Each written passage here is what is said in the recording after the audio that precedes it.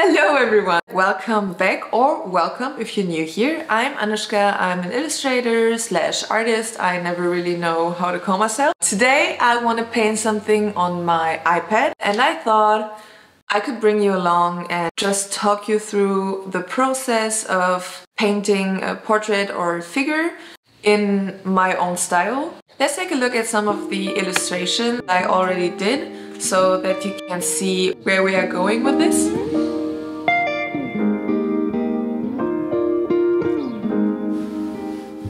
This is actually an illustration that I didn't finish, and I think I want to go for a similar color palette on the illustration we are doing today. So for the canvas size, we are on a 3000 pixel per 3000 pixel with 300 dpi. I like to keep it big enough so that I can print it out, but not too big, because the bigger the canvas, the less you have layers to use in your Procreate file. And I like to use multiple layers. I'm not the person who is drawing on just one layer, so yeah, I like to keep it small enough. My favorite brush for sketching is the Bordeaux freshly sharpened pencil. I always take some kind of dark color to sketch.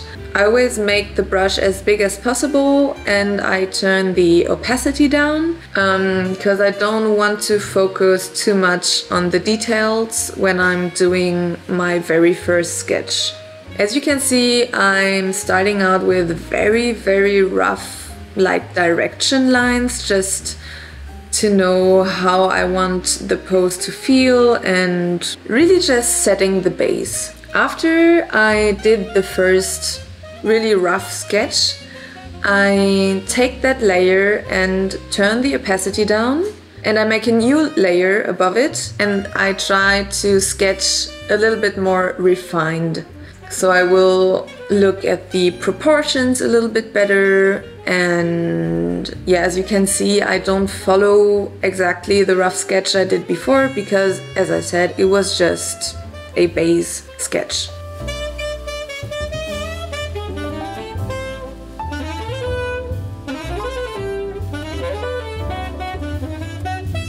When I'm happy with the result, I will go in and flip the illustration vertically. It really helps checking out if the proportions are right, if you made any mistakes, because when you're staring at your illustrations too long, you tend to not see the mistakes anymore that you would see with a fresh new look on it. When I see that something is off, I will just take the selection tool, select the part that is wrong, and just play around, make it bigger, distort it a little bit. You can play around, you can also use the warp. It's all up to you. You just play around and see if you can make it better.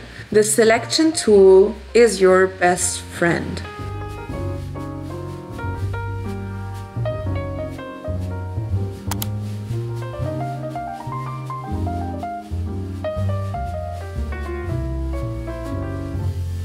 When the sketch is done, I like to take the opacity down to do a final line work.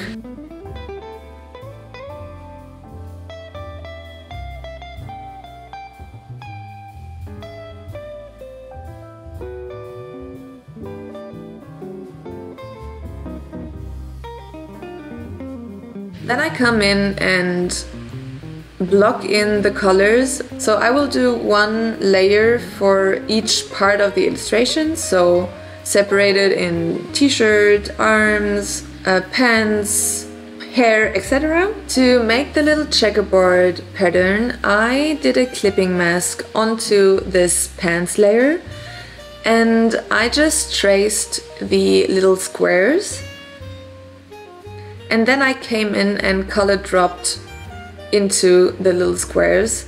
And there's a new feature that came out this year, I think. When you color dropped one time, there's a little button that pops up that you can click on. It's continue fill, And then you can just click on the parts that you want to fill and it fills up automatically without you having to re-pick the color and re-drop it into the part that you want to fill.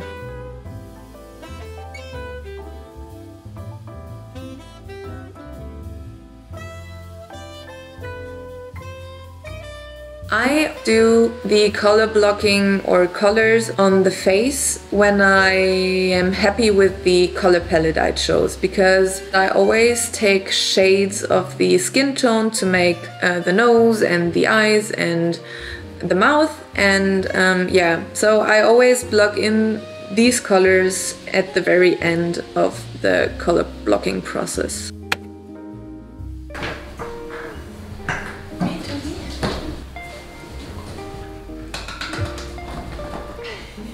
Hi everyone! For me it's the next day. I hope you don't mind the wet hair look. I want to continue with the painting today. I couldn't finish it yesterday because I had to work. I still need to put in all the details and yeah, all the good stuff actually. Will be fun. So the color blocking is done, and yeah, as I said, we just need to get in all the details and refine everything. I think I will not talk as much as for the beginning of the process because I mean it's just painting the details. What I can say about the final phase of the illustration is that I try to put in some textures that makes it feel less flat. So what I do is I take a textured brush, like the speckled brush from Bardot. I can put a link under the video of the brushes I'm using, but I think you have also default brushes that works very well. I'm just a sucker for brush stats and I have way too much and I use, I don't know, 5% of it, maybe less, 1%. So please don't follow my lead on that.